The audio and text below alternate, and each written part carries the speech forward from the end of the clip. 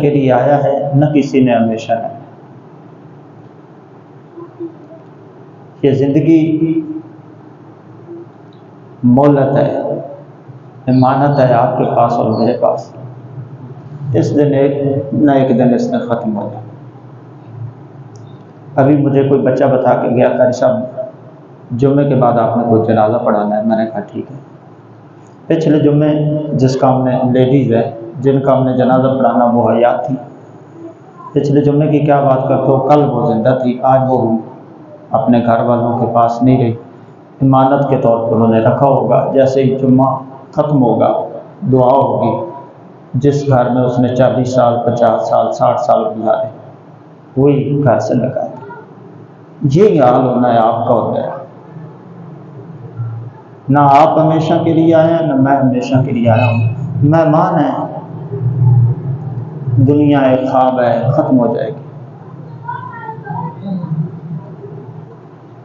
اس چیز کو اگر انسان سمجھ لے تو میں سمجھتا ہوں کہ وہ زندگی میں کبھی نماز نہ چھوڑے، وہ زندگی میں کبھی رب کی نافرمانی نہ کرے، وہ زندگی میں کوئی بھی گناہ نہ کرے، اگر وہ اس چیز کو سمجھ لے کہ میں ہمیشہ کے لیے نہیں۔ ابھی میرے سے پہلے بچہ بھی حضرت سیدنا عمر فاروق رضی اللہ تعالیٰ عنہ کا تذکرہ کر رہا تھا۔ ہم بھی چند منٹ سیدنا عمر فاروق رضی اللہ تعالیٰ عنہ کا ذکر خیر کریں گے، یا امام علی مقام امام حسین رضی اللہ تعالیٰ عنہ کا ذکر خیر کریں گے۔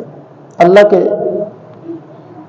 کسی بھی ان نیک برگزیدہ ہستیوں کا جو ذکر کرنا ہے، یہ صرف ذکر اس لیے کیا جاتا ہے کہ لوگوں وہ بھی تمہاری طرح انسان تھے، تم بھی انسان ہو، ان کی بھی آگے اولادیں تھی، تمہاری بھی اولادیں ہیں، انہوں نے بھی زندگی میں کمایا ہے، تم بھی کمائیاں کر رہے ہو، لیکن ان کی زندگی کو دیکھو، انہوں نے اپنی زندگی ایسے گزاری ہے کہ ان کے خالق نے کہہ دیا ہے کہ لوگوں میں ان سے راضی ہو گیا،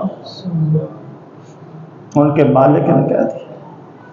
یہ بات ابھی وہ بچہ واقعہ بیان کر رہا تھا کہ سید عائشہ صدیقہ رضی اللہ تعالیٰ عنہ نے عمر فاروق رضی اللہ تعالیٰ عنہ کو بلا کے عرض کی کہ اے عمر، اب وقت چینج ہو گیا ہے، اب آپ کپڑے پرانے نہ پہنا کریں، آپ کے کپڑوں پہ پیبند لگا ہوتا ہے، آپ کے کپڑوں پہ سلائیاں لگی ہوتی ہیں، آپ کے کپڑے پرانے ہوتے ہیں، دور دور سے لوگ آتے ہیں۔ تو مجھے فوراً خیال آیا کہ یار عمر تو وہ تھا جن سے کفر کانپتا تھا، جن سے کفر کانپتا تھا، حالت یہ تھی کہ کپڑوں پہ پیبند لگا ہوتا تھا۔ آج کیا وجہ ہے کہ ہمارے حکمرانوں کے آگے 40 گاڑیاں ہیں، پیچھے 40 گاڑیاں، لیکن کفر کو ہم سے پرواہ نہیں۔ اس کا مطلب یہ ہے کہ کفر ہمارے اصل سے نہیں کانپتا، کفر جب بھی کانپتا ہے وہ مسلمان کے ایمان سے کانپتا ہے۔ وہ بندہ بے شک ایک ہو۔ عمر فاروق رضی اللہ تعالیٰ عنہ آرام کر رہے تھے تو کوئی دشمن آیا، اس کا ارادہ تھا کہ میں دیکھوں عمر کو، تو پوچھا کہاں ہے عمر، انہوں نے کہا کہ کہیں باہر جنگل میں عمر گئے ہیں۔ وہ جنگل میں چلا گیا، اس نے دیکھا کہ درخت کے نیچے اینٹ کا تکیہ بنا کے عمر سو رہا، حیران ہو گیا کہ دنیا جس سے کانپتی ہے وہ یہ ہے، نہ کوئی سیکورٹی گارڈ، نہ کوئی اسلحہ، کچھ بھی نہیں۔ ارادہ کیا کہ لوگ ایسے ہی کانپتے ہیں جناب، اس کو یہ تو اب سویا ہے، اسے کیا پتا، میں وار کروں گا اور قتل کروں گا۔ جس وقت وار کرنے لگا نا، سامنے سے شیر آ گیا، عمر جاگ گیا، ڈر گیا، گر گیا۔ تو فرمایا تو کیا سمجھتا ہے کہ ہمارے انسان جو ہے وہ سیکورٹی کرتے ہیں؟ ہماری سیکورٹی کی ڈیوٹی اللہ رب العالمین نے ان جانوروں کی بھی لگا دی۔ یہ چیز ان کے ایمان مضبوط ہے۔ میں نے جو آیت مقدسہ تلاوت کی، اللہ رب العالمین نے فرمایا محمد رسول اللہ صلی اللہ علیہ وسلم، محمد اللہ کے رسول ہیں، والذین معه اشداء علی الکفار، اور جو ان کے ساتھی ہیں وہ کافروں پہ سخت ہیں۔ وہ کافروں پہ سخت ہیں. پہلی نشانی ان کی بتائی گئی کہ وہ کافروں کے لیے بڑے سخت ہیں. رحماء بینہم، کافروں کے لیے سخت ہیں لیکن آپس میں بڑے نرم دل ہیں. دوسرا وصف تراہم رکعا سجدا، جب بھی تم اس کو دیکھو گے جو میرے محبوب کے ساتھی ہیں وہ کبھی رکوع کی حالت میں ہوں گے کبھی سجدے کی حالت میں ہوں گے. یبتغون فضلا من اللہ ورضوانا، وہ اللہ کی رضا کے لیے رکوع اور سجدے کرتے ہیں. کافروں سے سختی بھی ہے تو اللہ کی رضا کے لیے، مسلمانوں سے پیار بھی ہے تو اللہ کی رضا کے لیے، لوگوں کو دکھانے کے لیے وہ کوئی کام بھی نہیں کرتے. یبتغون فضلا من اللہ ورضوانا، وہ اللہ کی رضا چاہتے ہیں. سیماہم فی وجوہہم من اثر السجود، لوگوں تم ان کے چہروں کو دیکھو گے تو ان کے چہروں پہ سجدوں کے نشان پڑ چکے ہیں. یہ 5 وصف بیان کیے میرے محبوب کے صحابہ کے نام، کہ کافروں کے ساتھ سخت بھی ہیں، مسلمانوں میں آپس میں رحم دل بھی ہیں، اور رکوع و سجدے میں بھی ہوتے ہیں، رب کی رضا چاہتے ہیں. چہرے پہ ان کے سجدوں کے نشان بھی ہیں، چہرے پہ عبادت کے نشان بھی ہیں. لوگوں ذالک مثلہم فی التوراۃ والانجیل، یہ میرے محبوب کے غلام وہ ہیں جن کا ذکر تورات میں بھی ملے گا، جن کا ذکر انجیل میں بھی ملے گا. قربان جاؤ، طریقہ کار ہے. بندہ پیدا ہوتا ہے، پیدا ہونے کے بعد اس کا نام ڈیسائیڈ ہوتا ہے، نام کے بعد پھر گلی کے چند لوگ جانتے ہیں، محلے کے چند لوگ جانتے ہیں، معاشرے کے چند لوگ اس کو جانتے ہیں، خاندان کے کچھ لوگ جانتے ہیں، اس کی پھر شہرت ہوتی ہے. میں قربان جاؤں، میرے محبوب کے صحابہ وہ ہیں کہ ابھی پیدا نہیں ہوئے اس سے پہلے رب العالمین نے ان کا ذکر تورات میں بھی کیا، انجیل میں بھی کیا. کیسے خوش نصیب ہے. تورات اور انجیل میں ان کا ذکر تمہیں ملے گا. ذالک مثلہم فی التوراۃ والانجیل، تورات اور انجیل میں ابو بکر کا ذکر تورات انجیل میں، عمر کا ذکر تورات انجیل میں، عثمان کا ذکر تورات انجیل میں، مولا علی کا ذکر تورات انجیل میں. یہودی ان کا ذکر پڑھتے تھے اور یہودی ان کا ذکر کرتے تھے، عیسائی میرے مصطفیٰ کا ذکر پڑھتے تھے، عیسائی میرے مصطفیٰ کا ذکر سنتے تھے. میرے کریم آقا علیہ الصلوۃ والسلام کے غلاموں سیدنا عمر فاروق رضی اللہ تعالی عنہ نے ایک پادری کو پکڑ لیا. کہا پادری مجھے یہ بتاؤ، کیا تم اپنی کتابوں میں ہمارا تذکرہ پاتے ہو؟ حل تجدونی فی کتابی فی شیء، کیا تمہاری کتابوں میں ہمارے بارے میں کوئی ذکر ہے، کوئی شے ہے؟ اس نے کہا ہاں ہے. فرمایا کیف تجدونی، تم نے اپنی کتابوں میں مجھے عمر کو کیسے پایا؟ تمہاری کتابوں میں عمر کا ذکر کیسے ملتا ہے؟ اس پادری نے کہا میری کتابوں میں لکھا ہے، پرانی کتابوں میں قرن من حدید، عمر وہ ہے جو لوہے کا سینگ ہے. اس پادری سے پوچھا بتا کیا مطلب لوہے کے سینگ کا؟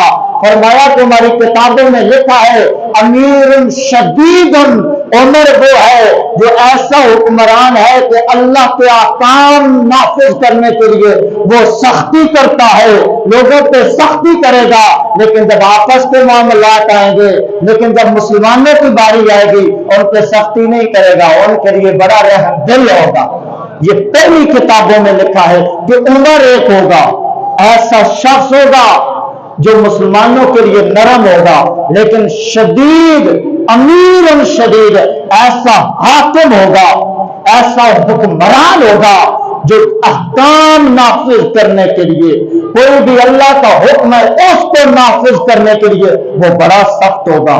ایک دفعہ حضرت سیدنا عمر فاروق جا رہے، گھوڑے پہ سوار ہے، جاتے جاتے نا کہیں آپ کی شلوار تہبند اوپر ہوا، آپ کی پنڈلی نظر آئی. اہل نجران کے سائیوں اور یہودیوں نے دیکھا. دیکھنے کے بعد انہوں نے ایک دوسرے کے ساتھ گفتگو کی. انہوں نے کہا ھذا الذی نجد فی کتابنا یخرجنا من ارضنا، لوگوں دیکھو یہ جو بندہ جا رہا ہے، ہماری کتاب میں لکھا ہے کہ یہی وہ بندہ ہوگا جو عیسائیوں کو اور یہودیوں کو ان کی زمین سے نکال دے گا۔ صرف وہ نشان دیکھا، نشان دیکھنے کے بعد انہوں نے کہا ہماری کتابوں میں لکھا ہے یہی وہ بندہ ہے، یہی وہ علامتیں ہیں۔ گویا تورات اور انجیل میں عمر فاروق کی نشانیاں بھی لکھی ہوئی تھی کہ عمر فاروق ایسا ہوگا، اس کے فلاں جگہ یہ نشان ہوگا، فلاں جگہ یہ نشان ہوگا۔ انہوں نے کہا یہی وہ بندہ جا رہا ہے جو ہمیں ہماری زمین سے نکال دے گا۔ پھر جس وقت بیت المقدس پہلی دفعہ فتح ہوا تو وہ بھی سیدنا عمر فاروق رضی اللہ تعالیٰ عنہ کے دور میں فتح ہوا۔ حضرت ابو عبیدہ بن جراح رضی اللہ تعالیٰ عنہ کو آپ نے سپہ سالار بنایا اور بیت المقدس بھیجا، پوری فوج دی، فرمایا جاؤ جا کے لڑائی کرو، جنگ لڑو۔ یہ 4 ماہ جنگ جاری رہی۔ کتنے مہینے؟ 4 مہینے جنگ جاری رہی۔ ادھر کفر ہے، ادھر اسلام ہے، ادھر یہودی ہے، ادھر مسلمان ہے۔ 4 مہینے جنگ جاری رہی لیکن کوئی نتیجہ برآمد نہ ہوا، کوئی نتیجہ نہ نکلا۔ وہ نہ ہار وہ مان رہے ہیں نہ ہار یہ مان رہے ہیں، جنگ جاری ہے، دن گزرتے جا رہے ہیں۔ 4 ماہ کے بعد کافروں کا ایک راہب وہ قلعے کی دیوار پہ آیا، قلعے کی دیوار پہ اس نے آ کے ابو عبیدہ بن جراح جو سپہ سالار تھے مسلمانوں سے، ان سے خطاب کیا، کہا ابو عبیدہ بن جراح تمہاری ہماری جنگ جاری رہے گی، یہ جنگ ختم نہیں ہو سکتی، لیکن یاد رکھنا ابو عبیدہ بن جراح تمہیں فتح نہیں ملے گی، میں راہب تمہیں یہ کہہ رہا ہوں۔ آپ نے فرمایا کیوں نہیں ملے گی؟ اس راہب نے کہا میں نے اپنی کتابوں میں پڑھا ہے بیت المقدس اس کے ہاتھ پہ فتح ہوگا، اس کا نام عمر بن خطاب ہوگا، اس کو لوگ فاروق کے نام سے یاد کرتے ہوں گے، وہ عادل حکمران ہوگا، وہ احکام نافذ کرنے میں سخت ہوگا، اس پہ فاروق اعظم بولتے ہوں گے، اس کے ہاتھ پہ فتح ہوگی۔ ابو عبیدہ بن جراح وہ جتنی نشانیاں ہیں میں نے سارے لوگوں کو دیکھا ہے، تم میں سے کسی بندے کے اندر وہ نشانیاں نہیں پائی جاتی، ایسے ہی جنگ جاری رہے گی، یہ فتح تمہیں نصیب نہیں ہوگی، یہ ایسا شخص آئے گا جس کے ہاتھ پہ فتح ہوگا بیت المقدس، وہ تم میں نہیں۔ ابو عبیدہ بن جراح نے اسی وقت کہا اے لوگو خوشخبری ہے تمہارے لیے، مبارکباد ہے تمہارے لیے، اب جنگ زیادہ دیر جاری نہیں رہے گی، ابھی ہم عمر بن خطاب کو بلا لیتے ہیں، ابھی ہمیں فتح مل جائے گی۔ اسی وقت حضرت ابو عبیدہ بن جراح نے عمر بن خطاب کو خط لکھا، عمر 4 ماہ ہو گئے لیکن فیصلہ نہیں ہو رہا، اور وہ جو یہودی نشانیاں بتا رہے ہیں جس بندے کے اندر یہ علامت ہوگی اس کے ہاتھ پہ یہ بیت المقدس فتح ہوگا، عمر میں بندہ تو لگتا ہے۔ آپ نے فرمایا ٹھیک ہے، آپ نکل پڑے۔ جس وقت آپ بیت المقدس کے پاس آئے تو راستے میں کوئی نہر آئی، روایات میں آتا ہے آپ نے اپنے موزے اتار دیے، موزوں کو اتار کے آپ نے اپنے کندھوں پہ رکھا، آپ نے اپنی سواری کو پکڑا۔ جس وقت جا رہے تھے ابو عبیدہ بن جراح نے دیکھا کہ عمر آ رہا ہے، ادھر سارے یہودی کھڑے ہیں، عیسائی کھڑے ہیں، اسلام کے دشمن کھڑے ہیں، اسلام کو مٹانے والے کھڑے ہیں، ادھر اسلام کا امیر آ رہا ہے، اسلام کا امیر المؤمنین آ رہا ہے، عمر آ رہا ہے۔ ابو عبیدہ بن جراح نے کہا عمر کیسی حرکت تم نے کی؟ عمر تیری یہ حرکت مجھے بڑی ناپسند آئی، عمر مجھے بڑا تم پہ غصہ آ رہا ہے، تم نے اپنے نالین اٹھا کے اپنے کندھوں پہ رکھے۔ عمر حاکم بھی کبھی ایسا کرتا ہے، عمر تیرے ساتھ غلام ہے، تو کسی غلام کو پکڑا لیتا، عمر تو نے ہمیں ذلیل کر دیا۔ لوگ تو سوچ رہے ہیں کہ بڑا ریپ والا ہوگا، بڑا دبدبا والا ہوگا، طاقت والا ہوگا، دنیا اس سے کانپتی ہوگی، تیرے ہاتھ میں تو بیت المقدس فتح ہونا ہے، تو نے اپنے جوتے بھی خود اٹھائے ہوئے ہیں۔ عمر آج تو نے ذلیل کر دیا، عمر آج تو نے بے عزت کر دیا، عمر آج تو نے ہماری عزت پہ پردہ ڈال دیا، عمر یہ تجھے کام نہیں کرنا چاہیے تھا۔ عمر فاروق نے فرمایا اے ابو عبیدہ بن جراح جتنی باتیں تو نے کی ہے اگر کوئی اور کرتا میں عمر ایسی سزا دیتا، ایسی دنیا تک وہ عبرت بن جاتا، لیکن نہ ابو عبیدہ بن جراح تجھے میں نے سپہ سالار بنایا ہے، تجھے اپنا بڑا بنایا ہے، تجھے سزا نہیں دیتا، لیکن یاد رکھ ابو عبیدہ بن جراح عزت اس میں نہیں ہوتی کہ بندے نے جوتے خود اٹھائے ہیں یا غلام نے اٹھائے ہیں، عزت اس میں نہیں ہوتی کہ بندے کی شکل کیسی ہے، عزت اس میں نہیں ہوتی کہ کپڑے کیسے پہنے ہیں، عزت اس میں نہیں ہوتی کہ لباس کیسا ہے، عزت اس میں ہوتی ہے کہ بندہ اللہ کی باتیں مان رہا ہے یا نہیں مان رہا، عزت اس میں ہوتی ہے۔ عمر بن فاروق ابن خطاب نے کہا ابو عبیدہ بن جراح مجھے یہ تو بتاؤ، میں نے اللہ کے کسی حکم کی نافرمانی کی ہے؟ اللہ کا کوئی ایسا حکم جو میں نے نہ مانا ہو؟ باقی بات یہ رہی کہ ہمارے کپڑے کیسے ہیں، جوتے کیسے ہیں، ان کپڑوں اور جوتوں سے کفر نہیں ڈرتا، کفر اگر ڈرتا ہے تو وہ عمر کے ایمان سے ڈرتا ہے۔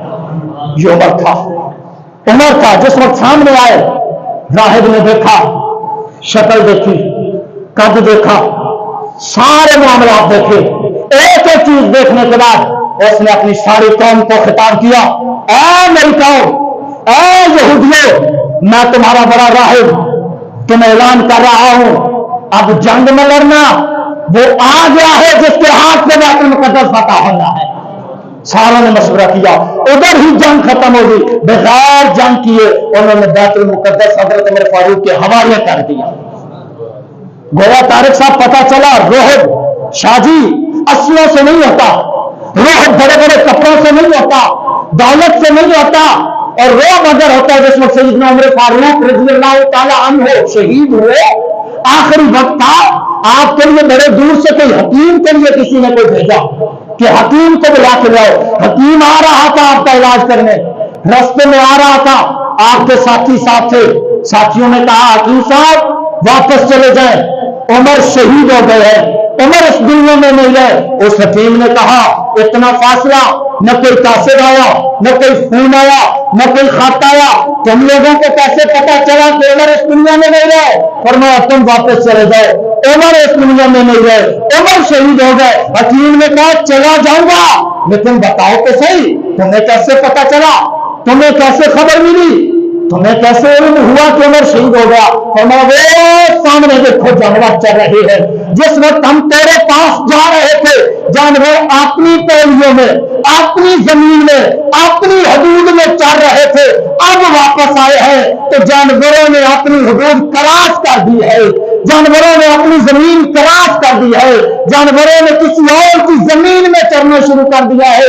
ہم نے یہ سمجھا اگر عمر ہوتا تو جانوروں کو یہ طاقت کسی نے نہیں دی تھی، جانوروں کی یہ جرأت نہیں تھی، اپنی حدود کراس کرتے۔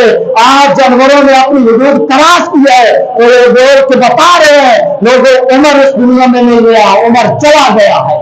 تو گویا حکومت جو کرتے ہیں وہ صرف انسانوں پہ نہیں، ان کی حکومت پھر جانوروں پہ بھی ہوتی ہے۔ انہوں نے کہا ہاں واقعی میں دیکھو تو صحیح، آگے آئے تو سیدنا عمر کا وصال ہو چکا تھا۔ یہ وہ عمر عزیزان گرامی قدر، اسی عمر کے بارے میں حضرت کعب الاحبار بیت المقدس جب فتح ہوا تو یہ مسلمان ہوئے، حضرت سیدنا عمر فاروق رضی اللہ تعالیٰ عنہ کے پاس کلمہ پڑا، انہوں نے کہا عمر ہماری کتابوں میں لکھا ہے کہ جہاں جہاں بنی اسرائیل کے لوگ ہیں ان شہروں کو جو بندہ خالی کرے گا، جو ان لوگوں کو ان شہروں سے نکالے گا، جس بندے کے ہاتھ پہ یہ شہر فتح ہوں گے اس کا نام عمر بن خطاب ہوگا۔ وہ ایسا شخص ہوگا جو مسلمانوں پہ رحم کرنے والا ہوگا، وہ ایسا شخص ہوگا جو کافروں کے لیے سخت ہوگا۔ اے عمر ہم نے اپنی کتابوں میں پڑھا ہے وہ ایسا شخص ہوگا جس کا ظاہر اور باطن ایک جیسا ہوگا، منافق نہیں ہوگا، یہ نہیں کہ اوپر سے اور اندر سے اور۔ عمر ہم نے پڑھا ہے کہ وہ ایسا شخص ہوگا جو ظاہر و باطن پہ ایک ہوگا۔ یہی کعب الاحبار ہیں، انہوں نے حضرت ام کلثوم رضی اللہ تعالیٰ عنہ کو ایک بات کی تھی جس کی وجہ سے حضرت سیدہ ام کلثوم رضی اللہ تعالیٰ عنہ زار و قطار ہوتی رہی۔ پوچھا ام کلثوم سے سیدنا عمر فاروق رضی اللہ تعالیٰ عنہ نے، ایک ہی چیز عقیدے کے لیے آپ سے شیئر کر دیتا ہوں، آپ میں سے اکثر جانتے ہوں گے ام کلثوم کون تھی؟ عمر فاروق رضی اللہ تعالیٰ عنہ کی بیوی تھی۔ کون تھی؟ بولیں کون تھی؟ عمر فاروق کی بیوی تھی۔ محرم شریف کا مہینہ ہے، ذکر عمر ہو رہا ہے، کسی کے دل میں نہیں جاننا چاہیے کہ محرم شریف کے مہینے میں عمر کا ذکر کیوں؟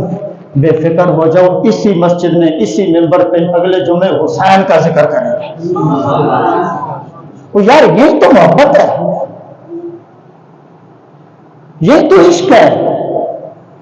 جس بندے کا دل میلا ہو کہ یار محرم شریف کے مہینے میں عمر کا ذکر کیوں کر رہا ہے، وہ بھائی تم اپنے ایمان کو چیک کر، ایک تجھے نسخہ دے رہا ہوں، چیک کر، جہاں سے مرضی تحقیق کرتے پھرتا ہوں۔ میں ایک جملہ دے رہا ہوں کہ ام کلثوم کس کی بیوی تھی؟ حضرت عمر فاروق رضی اللہ تعالیٰ عنہ کی بیوی کا نام تھا ام کلثوم۔ ام کلثوم ہماروں نے نہیں لکھا، شیعوں نے بھی لکھا، لیکن لکھا پڑھے لکھوں نے۔ جہلوں کی بات نہ زندگی میں کبھی سننا، نہ جہلوں کی باتوں پہ عمل کرنا، وہ بے شک سنیوں کے ممبر سے ہو یا شیعوں کے ممبر سے ہو یا دیوبندیوں کے ممبر سے ہو، جاہل لوگ ہمیشہ تمہیں لڑائیں گے، پڑھا لکھا بندہ کبھی تمہیں لڑائے گا نہیں، وہ پیار کا درس دے گا، وہ محبت کا درس دے گا۔ کل میں کسی شیعہ کا بیان سن رہا تھا، اہل تشیع کا عالم، وہ کہتے ہیں یہ کہاں لکھا ہے کہ شیعہ صحابہ کرام کو گالی دیتے ہیں؟ وہ کہتے ہیں صحابہ بھی ہمارے سر کے تاج ہیں، اہل تشیع کے بندے۔ لیکن مسئلہ یہ ہے کون پڑھا لکھا بندہ، کون پڑھا لکھا بندہ؟ جاہل تو سرعام گالیاں نکالے گا صحابہ کرام کو، جو گالی نکالے میرے محبوب کے صحابہ کو وہ مسلمان ہو سکتا نہیں۔ بہرحال ام کلثوم سیدنا عمر فاروق رضی اللہ تعالی عنہ کی بیگم کا نام ہے۔ اچھا، اب ام کلثوم بیٹی کس کی ہے؟ نہیں، ایک وہ ہیں، اور یہ جن کی میں بات کر رہا ہوں یہ سیدہ طیبہ طاہرہ فاطمہ الزہرا کی بیٹی ہے۔ طارق صاحب کن کی؟ بی بی فاطمہ کی، سیدہ فاطمہ کی بیٹی ہے، اور سیدہ فاطمہ بیوی کن کی ہے؟ ہے یار کن کی؟ مولا علی کی۔ مولا بیٹی کن کی ہے؟ تیرے میرے نبی کی، میرے مصطفیٰ کی بیٹی ہے، مولا علی کی بیوی ہے۔ ان کی بیٹی کا نام ہے ام کلثوم، اور بیوی ہے عمر فاروق کی۔ عمر فاروق کی شادی ہوئی تھی مولا علی کے گھر، مولا علی کی بیٹی عمر فاروق کے گھر ہے، سیدہ فاطمہ الزہرا کی بیٹی عمر فاروق کے گھر ہے۔ مجھے یہ بتاؤ جن سے دشمنیاں ہو بندہ ان کو رشتے دیتے، اور رشتے شادی وہاں دیے جاتے ہیں جہاں پیار ہو، جہاں محبتیں ہوں۔ جہاں محبتیں نہ ہو وہاں رشتے نہیں دیے جاتے۔ گویا پتہ چلا مولا علی اور فاروق اعظم ان کے اندر نفرتیں نہیں تھیں، ان کے اندر پیار اور محبتیں تھیں۔ اور پھر آگے مزے کی بات، یہ بیٹی جو مولا علی سے لی یہ عمر فاروق نے مانگ کے لی تھی۔ علی دو، ہم نہیں چاہتے اہل بیت اور صحابہ کے اندر جدائیاں ہوں، ہم چاہتے ہیں اہل بیت اور صحابہ ایک ہو جائیں۔ اس لیے تو کہہ رہا ہوں ایک ہی ممبر ہے، آج صحابہ کا ذکر ہو رہا ہے، اگلے جمعے انشاءاللہ مولا علی کے بیٹوں کا ذکر کریں گے۔ ہم یہ بھی تسلیم کرتے ہیں الحسین منی وانا من الحسین، میرے مصطفیٰ نے فرمایا لوگوں حسین مجھ سے ہے اور میں حسین سے ہوں۔ سبحان اللہ۔ یہ ام کلثوم فرماتی ہیں، میں نے کعب الاحبار سے سنا، کعب الاحبار نے مجھے کہا عمر دوزخ کے دروازے پر ہے، عمر دوزخ کے دروازے پر ہے۔ جب کعب الاحبار نے یہ بات کی ام کلثوم نے زارو قطار رونا شروع کر دیا۔ سیدہ روئی، عمر فاروق نے پوچھا اے ام کلثوم کیوں رو رہی ہو، زارو قطار کیوں رو رہی ہو؟ سیدہ نے بتایا، مجھے کعب الاحبار نے بتایا کہ عمر جہنم کے دروازے پہ ہے، عمر دوزخ کے دروازے پہ ہے، مجھے رونا آ رہا ہے۔ میرے مصطفیٰ کے غلاموں، حضرت سیدنا عمر فاروق نے کیا کیا؟ آپ نے فرمایا کعب الاحبار کو بلایا جائے، حضرت کعب کو بلایا جائے، حضرت کعب کو بلایا گیا، حضرت کعب آئے۔ جب آئے تو عمر فاروق نے پوچھا کعب تم نے یہ بات کیا؟ فرمایا مجھے جان سے نہ مارنا، مجھے ایک منٹ دینا، میری بات سننا، میں کیا کہنا چاہ رہا ہوں۔ فرمایا بولو کیا کہنا چاہ رہے ہو؟ عمر وہ تمہاری بات بعد میں بتاتا ہوں، لیکن یاد رکھنا عمر ذی الحج کا مہینہ ختم ہونے دے، تم جنت میں چلے جاؤ گے۔ عمر نے عرض کی اے کعب تو اسی باتیں کرتے ہو، کبھی کہتے ہو میں دوزخ کے دروازے پہ ہوں، کبھی کہتے ہو میں جنت میں چلا جاؤں گا۔ कैसी बातें कर रहे हो, आप समझाओ तो सही क्या कहना चाह रहे हो। फरमाया उमर कहना ये चाह रहा हूं, हमारी पिछली किताबों में लिखा है उमर दोज़ख के दरवाजे पे रहेगा, जब तक उमर जिंदा रहेगा किसी मुसलमान को दोज़ख में नहीं गिरने देगा, जब उमर चला जाएगा लोग दोज़ख में गिरेंगे। अरे उमर तुम दोज़ख के लिए बंद हो, तुम्हारे होते हुए कोई बंदा दोज़ख में नहीं जा सकता। रिवायत में आते उमर मुसलमानों के लिए ऐसा किला है जिसमें मुसलमान दाखिल तो हुए, कभी मुसलमान इस किले से निकले नहीं जब तक उमर रहा। एक और रिवायत में आता है हजरत अबू ज़र गफ़ारी रज़ियल्लाहु तआला अन्हु सैयदना उमर फारूक ने सलाम दिया। सलाम देने के बाद हजरत अबू ज़र गफ़ारी रज़ियल्लाहु तआला अन्हु के हाथ पे दबाया प्यार से। अबू ज़र गफ़ारी रज़ियल्लाहु तआला अन्हु का जिस वक्त हाथ दबाया, अबू ज़र गफ़ारी ने एक बात की। अबू ज़र गफ़ारी कहते हैं ऐ फितनों के दरवाजे के ताले मेरा हाथ छोड़ दे, ऐ फितनों के दरवाजे के ताले मेरा हाथ छोड़ दे। और एक जगह ये भी आया, किसी ने कहा ऐ जहन्नम के दरवाजे के ताले मेरा हाथ छोड़ दे।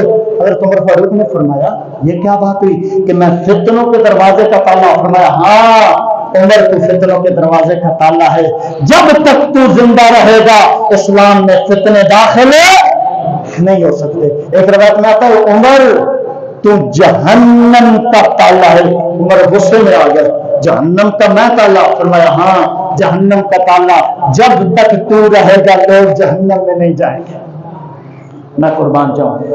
ये उमर फारूक और जिंदगी कैसी। आखिरी वाकया आप में से हर साथी ने सुना होगा। हाकिम थे तो कैसे, हाकिम थे तो कैसे, जिंदगी कैसी गुजारी। एक दिन आप गारा बना रहे थे, मस्जिद की छत की लिपाई करनी थी, बड़ी दूर से किसी ने तोहफा भेजा। 2 तोहफे भेजे गए, एक शीशी के अंदर खुशबू थी, दूसरी शीशी के अंदर जहर था। उसने कहा उमर ये जो जहर है ना, इसका मुंह खोल के अपने दुश्मन की तरफ करोगे ना, इसके जहर से आपका दुश्मन मर जाएगा। उमर ये शीशी, इसके अंदर जो खुशबू है, ये अपने ऊपर जब लगाओगे ना, जहां भी जाओगे लोग देखते रहेंगे।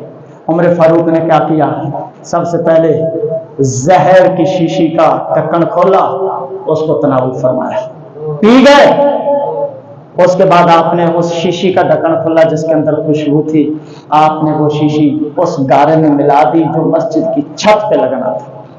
उन्होंने कहा उमर ये क्या बात हुई, ये इतनी कीमती शीशी थी जिसके अंदर खुशबू थी।